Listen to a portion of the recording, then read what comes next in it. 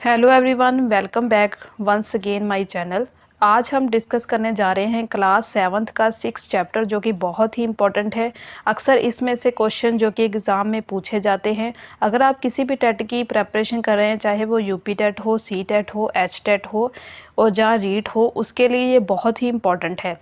तो इसमें कुछ मैं इंपॉर्टेंट पॉइंट बताऊंगी जो आज तक के प्रीवियस ईयर भी क्वेश्चन इसमें से ऐसे आए हैं, और ये पॉइंट से आपको पूरी एनसीईआरटी का निचोड़ मिल जाएगा इस वीडियो के ज़रिए कि आपको कौन कौन से पॉइंट सोशल स्टडी के एनसीईआरटी की बुक में से पढ़ने हैं।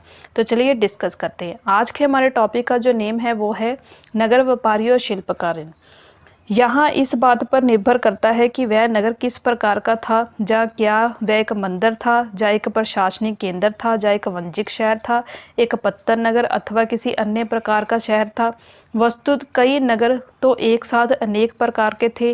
वह प्रशासनिक नगर तथा मंदिर नगर होने के साथ साथ वाणिज्यिक क्रियाकलाप और शिल्प उत्पादन के केंद्र भी थे। नेक्स्ट यहाँ पर दिया गया है कि मानचित्र 1 में मध्य और दक्षिण भारत में व्यापार और शिल्पकारी उत्पादन के कुछ प्रमुख केंद्र थे, जहाँ इन्होंने दिया हुआ है जैसे वृंदावन हो गया, पुष्कर हो गया, अजमेर हो गया, अहमदाबाद और सूरत बहुत ही इम्पॉर्टेंट है। बीजापुर, गोलाकुंडा, मसालीपट्टनम इसमें बहुत इंपॉर्टेंट है। हम्पी इसमें बहुत इंपॉर्टेंट है। इन तीनों में से अक्सर क्वेश्चन जो कि है हर बार एग्ज़ाम में से आते हैं। ये तीनों ही बहुत ही इम्पोर्टेंट है। नेक्स्ट यहाँ पर दिया गया है कि प्रशासनिक केंद्र। आपने चोल वंश के बारे में पढ़ा होगा। हम अपने वर्ष में 12 महीने वाली, ये बहुत ही इम्पोर्टेंट पॉइंट है, वर्ष में 12 महीने वाली कावेरी नदी इस सुंदर नगर के पास बहती थी। राजा राज चोल द्वारा निर्माणित राजेश्वर मंदिर की घंटियां बजती हुई सुनाई देती थी। लोग नगर के वास्तुकार कंजूर मल्लम राजा राज पैरू थचन की वास्तुकला की प्रशंसा करते हुए नहीं थकते थे। हमें वास्तुकार का नाम इसलिए पता है क्योंकि उसमें गर्व के नाम में नाम को मंदिर की दीवार पर जो कि उत्करण करवाया हुआ है। मंदिर के भीतर एक विशाल शिवलिंग जो कि स्थापित किया गया था। तो ये सभी के सभी बहुत ही इंपॉर्टेंट है। एज इट इज स्टेटमेंट से ही क्वेश्चन ये पूछे जाते हैं। नेक्स्ट है, इस मंदिर के अलावा नगर में अनेक राजमहल है जिनमें कई मंडप बने हुए हैं। राजा लोग इन मंडपों में अपना दरबार लगाते थे। यहीं से वे अपने अधीनस्थों के लिए आदेश जारी करते थे, और नगर में सैन्य शिविर भी बने हुए थे। नगर उन बाजारों की हलचल से भरा हुआ है जहां अनाज, मसालों, कपड़ों, आभूषणों की बिक्री हो रही है। नगर के लिए जल की पूर्ति कुआं और तालाबों से होती है। तंजौर और उसके निकटवर्ती नगर उरियर में सिलाई बुनकर, ये बहुत इम्पोर्टेंट पॉइंट है, सिलाई बुनकर मंदिर के उत्सव के लिए झंडे, झाड़ियाँ बनाने का कपड़ा, और राजा के अभिजात वर्ग के लिए बढ़िया सूती वस्त्र और जन साधारण के लिए मोटी सूती कपड़ वस्त्र तैयार किया करते थे। कौन करते थे? किस शहर के नज़दीक? तंजौर के निकटवर्ती नगर जो उरियर के शैलीय थे। यहाँ से कुछ ही दूर में स्वामी मलई से स्थापित अथवा मूर्तिकर और उत्तम कांस्य मूर्ति तथा लंबा सुंदर धातु घंटा धातु के दीप भी बनाए जाते थे। नेक्स्ट है मंदिर नगर और तीर्थ केंद्र। तंजौर एक मंदिर नगर का ही एक उदाहरण है। मंदिर नगर नगरीकरण का एक अत्यंत महत्वपूर्ण प्रतिरूप प्रस्तुत करते हैं। नगरीकरण नगरों के विकास की प्रक्रिया है। मंदिर अक्सर समाज और अर्थव्यवस्था दोनों के लिए अत्यंत महत्वपूर्ण होते थे। शासक विभिन्न देवी देवताओं के प्रति अपना भक्तिभाव महत्वपूर्ण होता था, और शासक विभिन्न देवी देवताओं के प्रति अपना भक्तिभाव दर्शन के लिए मंदिर बनाते थे, और वह मंदिरों को भूमि या धन अनुदान में देते थे, जिनकी आय से धार्मिक निष्ठ विधि विधान से संपन्न किए जाते थे। तीर्थ यात्रियों तथा पुरोहित पंडितों को भोजन कराया जाता था और पूर्व उत्सव मनाए जाते थे। मंदिरों को दर्शनार्थी भी दान दक्षिणा जो कि दिया करते थे। नेक्स्ट है कांसा घंटा धातु और लुप्त मोम तकनीक। ये बहुत ही इम्पॉर्टेंट पॉइंट है। इसमें से क्वेश्चन पिछले प्रीवियस ईयर में पूछे गए हैं। कांसा एक मिश्र धातु होती थी जो तांबे और रंग टिन के मेल से बनती थी। धातु घंटा में रांगे का अनुपात किसी भी अन्य किस्म के कांसे से अधिक होता था और ये घंटे जैसी ध्वनि उत्पन्न जो कि ये करती थी। चोल की, ये बहुत इंपॉर्टेंट है, चोल कालीन कांस्य मूर्ति लुप्त मोम तकनीक से बनाई जाती थी। इस विधि के अंतर्गत सर्वप्रथम मोम की एक प्रतिमा बनाई जाती थी। इसे चिकनी मिट्टी से पूरी तरह लीप कर सूखने के लिए छोड़ दिया जाता था। जब वह पूरी तरह सूख जाती थी तो उसे गर्म किया जाता था और उसके मिट्टी के आवरण में एक छोटा सा छेद बनाकर उस छेद के रास्ते सारा पिघला हुआ मोम बाहर निकाल लिया जाता था। फिर चिकनी मिट्टी के खाली सांचे में उसी छेद के रास्ते पिघली हुई धातु भर दी जाती थी। जब वह धातु ठंडी होकर ठोस हो जाती थी तो चिकनी मिट्टी के आवरण को सावधानीपूर्वक हटा दिया जाता था। उसमें ये निकली प्रतिमा को साफ करके चमका दिया जाता था। यानी कि ये पूरी प्रोसेसिंग बताई गई है कि चोल कालीन कांस्य मूर्ति जो कि है कितनी ज़्यादा इम्पोर्टेंट थी और उसमें से कौन सी तकनीक अपनाई जाती थी। जैसे कि यहाँ पर आप एक मूर्ति का चित्र देख रहे हैं, ये किसका है, जहाँ पर दिया गया है कांस्य मूर्ति जिसमें कृष्ण को नाग राक्षस कालिया को काबू करते दिखाया गया है, तो ये उस टाइम की मूर्ति है। नेक्स्ट है, मंदिर के कर्ता धर्ता मंदिर के धन को व्यापार अवशाहुकारी में लगाते थे। समय के साथ बड़ी संख्या में पुरोहित, पुजारी, कामगार, शिल्पी, व्यापारी आदि मंदिर तथा उसके दर्शनार्थी अब तीर्थयात्री की आवश्यकता को पूरा करने के लिए मंदिर के आसपास बसते गए। इस प्रकार मंदिर नगरों का विकास हुआ। इसी राज से मंदिरों के चारों ओर अनेक नगरों का आविर्भाव हुआ। जैसे मध्य प्रदेश में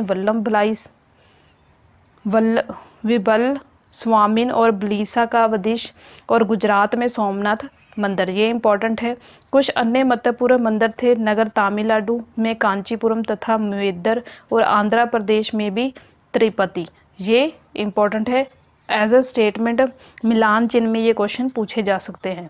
नेक्स्ट है, तीर्थयात्री भी धीरे धीरे नगरों के रूप में विकसित हो गए। वृंदावन उत्तर प्रदेश, तरुणवलमलई तमिलनाडु और जैसे नगरों को दो उदाहरण है। अजमेर राजस्थान 12वीं शताब्दी में चौहानों की राजधानी रहा, ये बहुत इंपॉर्टेंट है। ये क्वेश्चन पूछा गया है कि चौहानों की राजधानी कौन सी थी, उसका जो आंसर है वो है अजमेर राजस्थान। आगे चलकर ये मुगलों के शासन में सूबा का मुख्यालय बनी, तो ये इम्पोर्टेंट पॉइंट है। आगे जाके मुगलों ने इसे सूबा का नाम दिया। ये नगर धार्मिक से अस्तित्व का एक उत्कृष्ट उदाहरण प्रस्तुत करता है। सुप्रसिद्ध सूफी संत ख्वाजा मुइज़ुद्दीन चिश्ती, ये बहुत ही इंपॉर्टेंट पर्सन है, जहाँ 12वीं शताब्दी में आकर बसे और उनके दर्शनार्थी अब श्रद्धालु, ये नाम आप जरूर याद रखें, दर्शनार्थी अब श्रद्धालु सभी पंथों और मतों के हित्ता करते थे। और अजमेर के पास ही पुष्कर सरोवर है, जहाँ प्राचीन काल में से ही तीर्थयात्री आते रहे। नेक्स्ट है, छोटे नगरों का संजाल।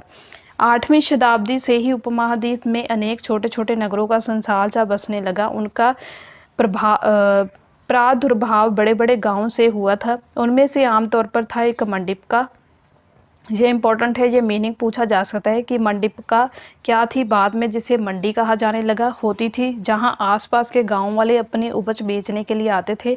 उनमें से ऐसी गलियां थी जहां दुकानें और बाजार थे, जिसे हट कहा गया था, ये भी बहुत इंपॉर्टेंट है, बाद में हाट कहा जाने लगा। इसके अलावा भिन्न भिन्न प्रकार के कारीगरों तथा शिल्पियों जैसे कुम्हार, तेलियों, शक्कर बनने वाला, ताड़ी बनाने वाला, सुनार, लोहार, पत्थर तोड़ने वाला आदि के अलग अलग बाजार होते थे। और कुछ व्यापारी तो नगर में स्थायी रूप से बसकर अपना कारोबार करते थे, जबकि कुछ अन्य व्यापारी नगर नगर घूमकर क्रय विक्रय किया करते थे। आसपास और दूर दराज के व्यापारी नगरों में स्थानीय उपज खरीदने और दूरवर्ती स्थानों के उत्पाद जैसे घोड़े, नमक, कपूर, केसर, पान, सुपारी और काली मिर्च जैसे मसाले बेचने के लिए आते थे। नेक्स्ट यहाँ पर ये देख सकते हैं कि इस तरह का वहाँ पर एक दृश्य रहा होगा और इसे क्या कहा गया, हाट कहा गया, जिसमें गलियाँ बनी हैं और साइड में जो कि है शॉप्स बनिया हुए हैं जहाँ पर लोग सामान खरीदते और बेचते थे। नेक्स्ट, आमतौर पर कई समंत जानी परवर्ती काल का जमींदार इन नगरों में से इनके आसपास किलेबंदी कर महल बना लेता था और ऐसे समंत व्यापारी, शिल्पकार तथा उनके व्यापार की वस्तुओं पर कर लगाते थे और कभी कभी इन करों के संग्रह का अधिकार उन स्थानीय मंदिरों को प्रदान कर देते थे जिनका निर्माण स्वयं उनके द्वारा या धनाढ्य व्यापारियों द्वारा कराया गया होता था। ऐसे अधिकारियों का उल्लेख अभिलेख अभिलेखों में भी किया गया है जो आज भी पाए जाते हैं। जैसे यहाँ पर दिया गया है कि लकड़ी पर नक्शियाई करता हुआ एक कारीगर, तो इस ऐसे कारीगरों के अभिलेख भी हमें मिलते हैं। नेक्स्ट है बाजार पर कर। ये राजस्थान से प्राप्त एक 10वीं शताब्दी के अभिलेख का सारांश है, जिसमें ये शुल्क दिए गए हैं कि जो मंदिर प्रति अधिकारियों द्वारा वस्तुओं के रूप में वसूल किए जा सकते हैं। किस किस पर कर लगते थे? शक्कर और गुड़, रंग, धागा, रुई, नारियल, नमक, सुपारी, मक्खन, तिल के तेल पर और कपड़े पर कर लगाए जाते थे। इसके अलावा व्यापारी पर, धातु की चीज़ें बेचने वालों, आसेवकों, तेल, पशु चारे और अनाज के बोरे पर भी कर लगाए जाते थे। इनमें से कुछ कर तो वस्तु के रूप में और कुछ अन्य नकद रूप में वसूले जाते थे। नेक्स्ट यहाँ दिया गया है बड़े और छोटे व्यापारी। व्यापारी कई प्रकार के होते थे, उनमें से बंजारे लोग, ये बहुत ही इम्पोर्टेंट है कि बंजारे लोग, जब हम आगे जाकर 8th चैप्टर के में इस चैप्टर के लास्ट में इसके बारे में पढ़ेंगे तो उसके बारे में भी इनके बारे में पूरी डिटेल में बताया गया है। कई व्यापारी, विशेष रूप से घोड़ों के व्यापारी, अपने संघ बनाते थे और जिनका एक मुखिया होता था और वह मुखिया उनकी ओर से घोड़े खरीदने के इच्छुक योद्धाओं से जो कि बातचीत करता था। चूंकि व्यापारियों को अनेक राज्यों तथा जंगलों से होकर गुजरना पड़ता था, इसलिए वे आमतौर पर काफिले बनाकर रहते थे और साथ यात्रा करते थे। अपने हितों की रक्षा के लिए वे व्यापार संघ और गिल्ड बनाते थे। ये बहुत ही इंपॉर्टेंट है, ये क्वेश्चन पूछा गया है कि गिल्ड क्या है। ये एक व्यापारियों का संघ था, ये इम्पोर्टेंट है।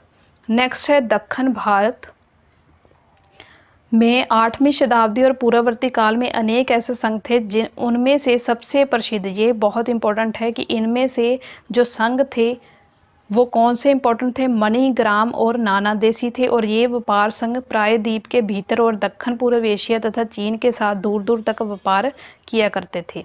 इनके अलावा चेटी और मारवाड़ और ओसवाल जैसे समुदाय भी थे। ये सभी के सभी बहुत ही पॉइंट इम्पॉर्टेंट है जो आगे चलकर देश के प्रधान व्यापारी समूह बन गए। गुजराती व्यापारियों में हिंदू बनिया कहा जाता था। मुस्लिम बाहरी दोनों समुदायों में ये शामिल थे। वे दूर दूर तक लाल सागर के बंदरगाहों व फारस की खाड़ी, पूर्वी अफ्रीका और दक्षिण पूर्व एशिया तथा चीन से व्यापार किया करते थे। तो ये बहुत इंपॉर्टेंट है, इसलिए आगे जाकर ये प्रधान बने क्योंकि ये पूरे देश में घूमते रहते थे। और वह इन पतनों में कपड़े क्या बेचते थे? कपड़े, मसाले बेचते थे और बदले में अफ्रीका से सोना, हाथी दांत, अब दक्षिण पूर्व एशिया और चीन से मसाले, टिन, मिट्टी के नीले बर्तन और चांदी भी लाते थे। ये बहुत ही इंपॉर्टेंट पॉइंट है। नेक्स्ट है पश्चिमी तट के नगरों में अरबी, फारसी, चीनी, यहूदी और सीरियाई ईसाई बस गए थे। लाल सागर के बंदरगाहों में बेचे जाने वाले भारतीय मसाले और कपड़े इतालवी व्यापारियों द्वारा खरीदे जाते थे और वहाँ से वह उन्हें आगे यूरोपीय बाज़ारों में बेचते थे। उनसे व्यापार में जो भी लाभ होता था उष्णकटिबंधीय जलवायु में उगाए जाने वाले मसाले जैसे काली मिर्च, दालचीनी, जायफल, सौंठ यूरोपीय व्यंजनों के महत्वपूर्ण अंग बन गए थे। भारतीय सूती कपड़ा बहुत ही लुभावना था। ये चीज़ें ही यूरोपीय व्यापारियों को भारत में खींच लाई। अब यहाँ से ही यूरोप के लोगों को जब ये पता चला कि भारत में सूती कपड़ा बहुत ही अच्छा मिलता है, जब उन्होंने मसाले अपने देश वो लेकर जाने लगे, तब से ही यहाँ से अंग्रेज़ों की एंट्री जो कि है इंडिया में होनी शुरू हो चुकी थी। समय के साथ साथ व्यापार और नगरों के रूप इस प्रकार बदला कि इसके बारे में हमें शीघ्र आगे जाकर जो कि पढ़कर पता चलेगा। नेक्स्ट है काबुल। काबुल क्या है? काबुल अपने पहाड़ी और भूदृश्य के साथ 16वीं शताब्दी में राजनीतिक वंजी दृष्टि से महत्वपूर्ण बना गया। काबुल और कंधार सुप्रसिद्ध रेशम मार्ग से जुड़े हुए थे। ये इंपॉर्टेंट पॉइंट है, ये पूछ लिया गया है क्वेश्चन में कि काबुल क्या है। काबुल जो था कंधार सुप्रसिद्ध रेशम मार्ग से जुड़े हुए थे। साथ ही घोड़ों के व्यापार भी मुख्य रूप से इसी मार्ग से होता था। 17वीं शताब्दी में हीरों के एक सौदागर जो बैप्टिस्ट टैवरन ने अनुमान लगाया कि काबुल में घोड़ों का व्यापार प्रति वर्ष 30,000 रुपये का होता है। ये बहुत इंपॉर्टेंट पर्सन है जिसने ये पूरा ऑब्जर्व किया और ये बताया कि प्रति वर्ष 30,000 रुपये यहाँ पर व्यापार होता है, जो उन दिनों में बहुत बड़ी और भारी रकम समझी जाती थी। काबुल में मेवे, खजूर, गलीचे, रेशमी कपड़े और ताजे फल ऊँट पर लाद लिए जाते थे, ये सभी इम्पोर्टेंट है। और उपमहाद्वीप तथा अन्य भागों में ये बेचे जाते थे। इसके अलावा गुलाम भी बिक्री में लाए जाते थे। अब यहाँ से गुलामों की भी बिक्री होनी शुरू हो गई थी, लोगों को गुलाम बनाकर बेचना शुरू कर दिया था। तो ये भी बहुत ही इम्पोर्टेंट है।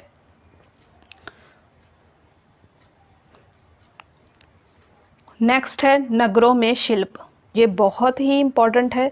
बीदर के शिल्पकार तांबे तथा चांदी की जुड़ाई का काम के लिए इतने अधिक प्रसिद्ध थे कि इसे शिल्प का नाम बीदरी पड़ गया। जैसे कि आप यहाँ पर पिक्चर पे साइड में देख सकते हैं, एक चांदी के बर्तन के बीच जो भी ये आप डिज़ाइन देख रहे हैं, इसे बीदरी शब्द इसके लिए यूज़ किया गया है। ये बहुत ही इंपॉर्टेंट है, वेरी वेरी इंपॉर्टेंट पॉइंट है कि बीदरी क्या है। पंचाल अर्थात विषमकर्म समुदाय जैसे सुनार, केसर, लोहार, राजमिस्त्री और बढ़ाई शामिल थे। मंदिरों के निर्माण के लिए आवश्यकता थी। इसके अलावा वह राजमहलों, बड़े बड़े भवनों, तालाबों और जलशाओं के निर्माण के लिए भी अपनी महत्वपूर्ण भूमिका अदा करते थे। इस प्रकार सैलियर और कोकलेयर जैसे बुनकर भी समूहशाली समुदाय बन गए थे और वह मंदिरों को भारी दान दक्षिणा दिया करते थे। वस्त्र निर्माण से संबंधित कुछ अन्य कार्य जैसे कपास को साफ करना, काटना और रंगना भी स्वतंत्र व्यवसाय बन गए थे, जिनके लिए विशेषज्ञों की आवश्यकता होती थी। नेक्स्ट यहाँ पर दिया गया है, एक शॉल का बॉर्डर दिया गया है, इसके बारे में हम पढ़ेंगे। शॉल के बॉर्डर में ये दिया गया है कि किस तरह जब कपास को काटा जाता था तो उस टाइम जो कि ये शॉल बनना स्टार्ट हो गया था, ये इसके बारे में बताया गया है। नेक्स्ट दिया गया है शहरों के बदलते हुए भाग्य। कई शताब्दियों के लंबे समय में अहमदाबाद, गुजरात जैसे कुछ नगर बड़े व्यापारी केंद्र के रूप में विकसित हो गए, लेकिन तंजौर जैसे कुछ अन्य नगर पहले की अपेक्षा विस्तार तथा महत्व की दृष्टि से सिकुड़ गए।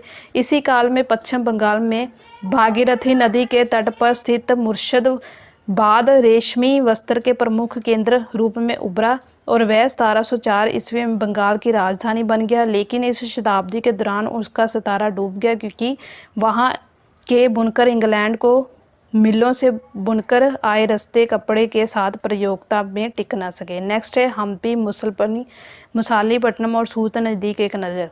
हम्पी की वास्तुकला का एक सौंदर्य केंद्र, ये बहुत ही इम्पोर्टेंट है, very very important. Hampi Nagar Krishna और तुंगभद्रा नदी की घाटी में स्थित है और ये नगर 1336 में स्थापित विजयनगर साम्राज्य का एक केंद्र स्थल था। हम्पी के शानदार खंडरों से पता चलता है कि उस शहर की किलेबंदी उच्च कोटि की थी। किले की दीवारों के निर्माण में कहीं भी गारे और चूने जैसे किसी भी जोड़ने वाले मसाले का प्रयोग नहीं किया गया था और शिलालेख खंडों को जो कि आपस में फंसाकर गूंदा गया था। ये बहुत ही इंपॉर्टेंट है और ये क्वेश्चन बार बार एग्जाम में पूछा गया है, जैसे कि आप इस पिक्चर में देख सकते हैं। नेक्स्ट है एक किलाबंद नगर। एक पुर्तगाली यात्री डोमिंग्स पेज ने 16वीं शताब्दी में हम्पी नगर का वर्णन किया। बस इसके बारे में इतना ही आपको पता होना चाहिए कि हम्पी नगर का वर्णन किसने किया, वो था एक पुर्तगाली जिसका नाम था डोमिंग पेज। सिर्फ इसमें इतना इंपॉर्टेंट है, बाकी इसमें कुछ भी इम्पोर्टेंट नहीं है। नेक्स्ट है अपने शासनकाल में विजयनगर के शासकों ने जलाशय एवं नहरों के निर्माण में काफ़ी रुचि ली। मालदेवी नदी के ऊपर 1.37 किलोमीटर और लंबे मिट्टी के बांध वाले अनंतराज सागर जलाशय का निर्माण हुआ। कृष्णदेव राय ने 2 पहाड़ियों के बीच एक विशाल प्रस्तंभ बांध को निर्माणित विजयनगर के निकट एक विशाल झील के निर्माण के लिए किया, जहां से जल को जल सेतु और नहरों द्वारा बगीचों और खेतों की सिंचाई तक पहुंचाया जाता था। नेक्स्ट है हम्पी की वास्तुकला विशिष्ट प्रकार की थी। वहाँ के शाही भवनों में भव, मेहराब और गुंबद थे। वहाँ स्तंभों वाले कई विशाल कक्ष थे जिसमें मूर्तियों को रखने के लिए आले बने हुए थे। वहाँ नियोजित बाग बगीचे और जिसमें कमल और टोडों की आकृति वाले मूर्ति कला के नमूने थे। ये बहुत इंपॉर्टेंट है, ये क्वेश्चन पूछा गया है। कमल और टोडों की आकृति वाले मूर्ति कला का नमूने का कहाँ पर प्रयोग किया गया, तो वो हम्पी में किया गया। 15वीं और 16वीं शताब्दी में अपने समृद्ध काल में हम्पी कई वाणिज्यिक और सांस्कृतिक गतिविधियों का गूंजमान रहा। इन दिनों हम्पी के बाजारों में मुस्लिम सौदागर, चेटिये, पुर्तगाली जैसे यूरोपीय व्यापारियों के एजेंडा का जमघट लगा रहता था। मंदिर सांस्कृतिक गतिविधियों के केंद्र होते थे। देवदासियाँ, विरूपक्ष शिव और मंदिर के अनेक स्तंभ वाले विशाल कक्ष में देव प्रतिमा राजा तथा प्रजनों के समक्ष नृत्य किया करती थी। महानवमी पूर्व, जो आज दक्खन में नवरात्र रूप कहलाता है, उन दिनों हम्पी में एक अत्यंत महत्वपूर्ण पूर्व मनाया जाता था और पुरातत्ववादियों ने इस महानवी मंच को खोज निकाला और यहाँ राजा अपने अतिथियों का जो कि स्वागत किया करते थे। नेक्स्ट है, अधिस्थन व्यक्तियों से नजराने उपहार लिया करते थे। वहीं विराजमान होकर राजा नृत्य और संगीत तथा मल्ल युद्ध के कार्यक्रम भी देखता था। 1565 में दक्षिणी सुल्तानों, ये बहुत इंपॉर्टेंट है, ये पूरी लाइंस जो कि है बहुत ही इंपॉर्टेंट है। 1565 में दक्षिणी सुल्तानों गोलकुंडा, बीजापुर, अहमदाबाद और बरार और बीदर के शासकों के हाथ विजयनगर की प्रजा के बाद हम्पी का जो कि है विनाश हो चुका था। नेक्स्ट है सूरत, ये भी पूरा का पूरा बहुत ही इंपॉर्टेंट है, वेरी वेरी इंपॉर्टेंट। इसमें से भी हर साल क्वेश्चन पूछे जाते हैं। सूरत मुगल काल में कैम्बे, आज के खंभात, और कुछ समय के बाद अहमदाबाद के साथ साथ गुजरात में पश्चिमी व्यापार का वाणिज्य केंद्र बन गया। सूरत ओरमज की खाड़ी से होकर पश्चिमी एशिया के साथ व्यापार करने के लिए मुख्य द्वार था। सूरत को मक्का का प्रस्थान भी कहा जाता था। ये बहुत इंपॉर्टेंट है, वेरी वेरी इंपॉर्टेंट, क्योंकि बहुत से हज यात्री जहाज से यहीं से रवाना हुआ करते थे। नेक्स्ट है, सूरत एक सर्वदेशीय नगर था जहां सभी जातियों और धर्मों के लोग रहते थे। 17वीं शताब्दी में यहाँ, ये बहुत इंपॉर्टेंट, 17वीं शताब्दी में वेरी वेरी इंपॉर्टेंट, अब यहाँ पर अंग्रेज़ों की एंट्री हुई। पुर्तगाली आए, उसके बाद डच आए और अंग्रेज़ों के साथ कारखाने, अब माल गोदाम भी थे। अंग्रेज़ इतिहासकार ऑफ्टिंग ने 1899 में सूरत बंदरगाह का वर्णन करते हुए लिखा कि किसी भी एक व्यक्ति के भीतर देशों के औसतन 100 जहाज इस बंदर पर लंगर डाले रहते थे। ये ऐसे ही स्टेटमेंट किसी प्रीवियस ईयर क्वेश्चन में पेपर के एग्ज़ाम में पूछा गया है, जिसमें ये बताया गया है, तो उसमें बताया गया कि ये किस इतिहासकार या किस अंग्रेज इतिहासकार ने कहा, तो ये बहुत इंपॉर्टेंट है। नेक्स्ट है, सूरत में ऐसी अनेक दुकानें थी जो सूती कपड़ा थोक और फुटकर कीमत पर बेचती थी। सूरत के बिस्तर अपने सुनहरे गोटा, किनारियों, जरी के लिए प्रसिद्ध थे। उनके लिए पश्चिम एशिया, अफ्रीका और यूरोप में बाजार उपलब्ध थे। राज्य ने विश्व के सभी भागों से नगर से आने वाले लोगों की आवश्यकता को पूरा करने के लिए अनेक विश्राम गृह बना रखे थे। वहाँ भवन, असंख्य मनोरंजक स्थल थे। सूरत में कांठियावाड़ी सेठों तथा महाजनों की बड़ी बड़ी शाहूकारी कंपनियां थीं। उल्लेखनीय है कि सूरत से जरी की गई हंडियों को दूर दूर तक मिस्र से काहिर, इराक में बसरा और बेल्जियम में एंटवर्प में बाजार में मान्यता प्राप्त थी। किंतु 17वीं शताब्दी के अंतिम वर्ष में सूरत का एक अधपतन आरंभ हो गया। इसके कई कारण थे। मुगल साम्राज्य के पतन के कारण बाजारों तथा उत्पादक की हानि पुर्तगालियों द्वारा समुद्र मार्गों पर निरंतर हो गया।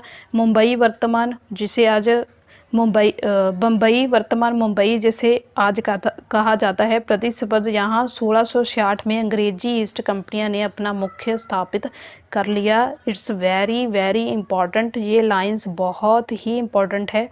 जब मुगल साम्राज्य का पतन हो गया, पुर्तगालियों द्वारा समुद्री मार्ग पर नियंत्रण स्थापित कर लिया गया।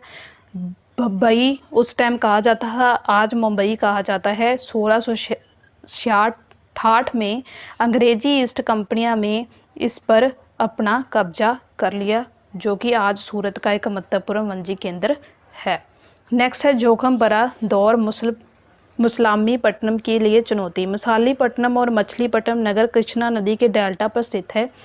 17वीं शताब्दी में यह भिन्न भिन्न प्रकार की गतिविधियों के केंद्र था। हॉलैंड और इंग्लैंड दोनों देशों की ईस्ट कंपनियां ने मछलीपट्टनम पर नियंत्रण प्राप्त करने का प्रयत्न किया, क्योंकि तब तक वह आंध्रा तट के सबसे महत्वपूर्ण पत्तन बन गया था। मछलीपट्टनम का किला हॉलैंड वासियों ने जो कि बनाया था। ये सभी का सभा पैरा बहुत ही वेरी वेरी इम्पोर्टेंट है।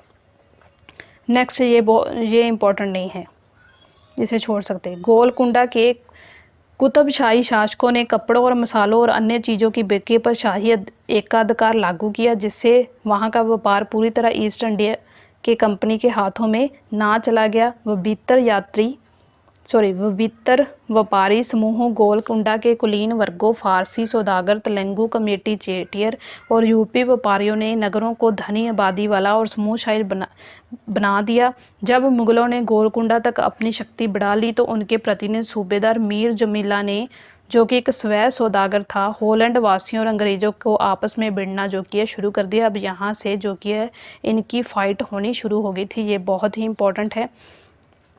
1686 और 87 में मुग़ल बादशाह औरंगजेब ने गोलकुंडा पर अपने मुग़ल साम्राज्य में मिला लिया था। ये भी बहुत ही इम्पोर्टेंट पॉइंट है।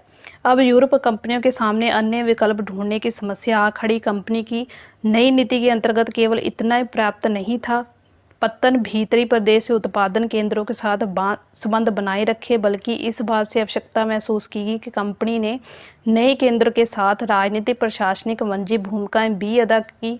जब कंपनी के व्यापारी मुंबई, वर्तमान मुंबई, कलकत्ता वर्तमान कोलकाता और मद्रास वर्तमान चेन्नई, ये बहुत ही इंपॉर्टेंट है, ये भी क्वेश्चन पूछे जा चुके हैं, चले गए, तब मछलीपट्टनम अपने व्यापार और समुद्र दोनों ही खो बैठा और 18वीं शताब्दी के दौरान अधपतन हो गया और आज वह एक छोटे से जीर्ण और शीर्ण नगर से अधिक और कुछ भी नहीं है। नेक्स्ट है नए नगर और व्यापारी।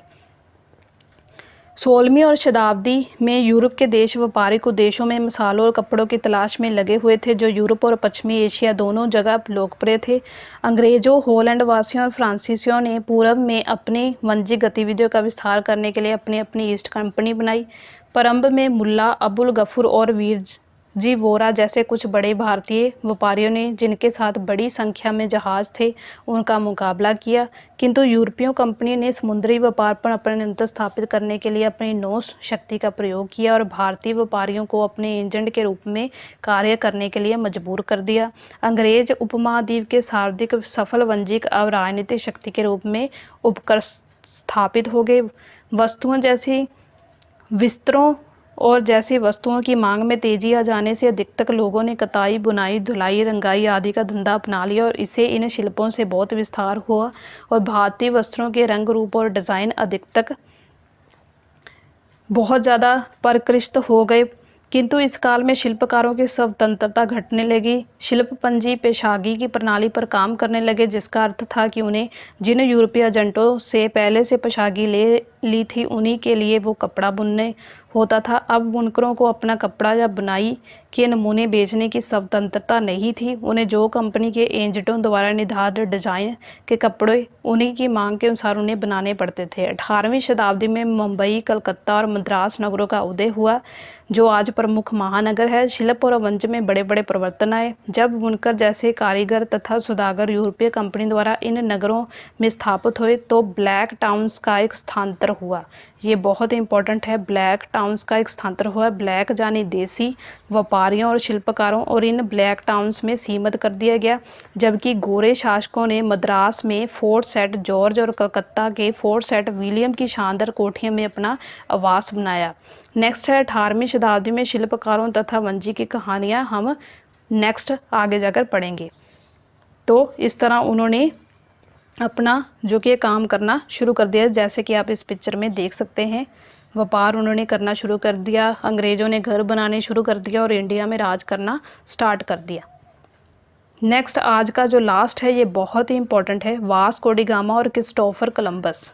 इसमें से भी हर साल क्वेश्चन जो कि ये पूछा जा सकता है और पूछे भी गए हैं अब तक के एग्ज़ाम में। 15वीं शताब्दी में यूरोप नाविकों द्वारा समुद्री मार्ग खोजने के अभूतपूर्व कार्य किए गए। उनमें अनेक नाविक जो उपमहाद्वीप तक पहुंचने का मार्ग खोजने और मसाले प्राप्त करने की इच्छा से प्रेरित था। पुर्तगाली नाविक वास्को डी गामा, जो कि अटलांटिक महासागर के साथ साथ यात्रा करते हुए केप ऑफ गुड, ये बहुत इंपॉर्टेंट है, केप ऑफ गुड होप से निकलकर हिंद महासागर को पार करके भारत पहुंचा। उसे अपनी पहली यात्रा को पूरा करने के लिए 1 वर्ष से अधिक समय लगा और 1498 में वह कालीकट में पहुंचा और अगले वर्ष पुर्तगाली की राजधानी लिस्बन लौट गया। इस समुद्री यात्रा के दौरान उसके चारों ओर 2 जहाज नष्ट हो गए और 170 यात्रियों में से केवल 54 ही जीवित बचे। इन अपक्ष खतरों के बावजूद जो मार्ग उसने खोले और खोजे वह अत्यंत लाभकारी सिद्ध हुए और इसके बाद तो अंग्रेज, हॉलैंड वासी, फ्रांसीसी नाविकों ने भी उनका अनुकरण करना आरंभ कर दिया, यानी कि जैसे वो इंडिया आया वैसे वो भी आना उन्होंने स्टार्ट किया।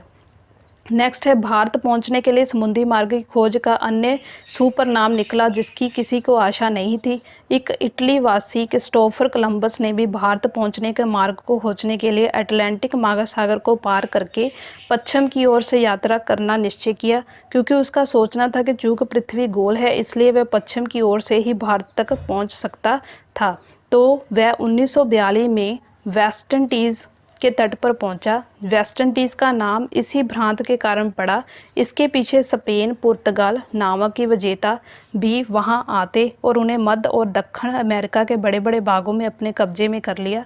अक्सर इन प्रदेशों की पहले वाली बस्तियों को नष्ट कर दिया गया। और ये वास्को डी गामा की जो कि ये पिक्चर है, तो ये बहुत ही इम्पोर्टेंट है ये सभी पॉइंट। आई होप आपको मेरी ये वीडियो अच्छी लगी होगी। अगर आपको मेरी ये वीडियो अच्छी लगी है प्लीज़ इसे लाइक, सब्सक्राइब और शेयर ज़रूर कीजिएगा और मुझे कमेंट करके बताइए कि आपको मेरी ये वीडियो कैसी लगी। जल्दी ही इससे रिलेटेड आपको 7th क्लास के एक अलग मेरी प्लेलिस्ट में MCQ मिल जाएंगे जो आपको काफ़ी सारे हेल्प करेंगे। तो मेरी इस वीडियो को वॉच करने के लिए आपको बहुत बहुत धन्यवाद।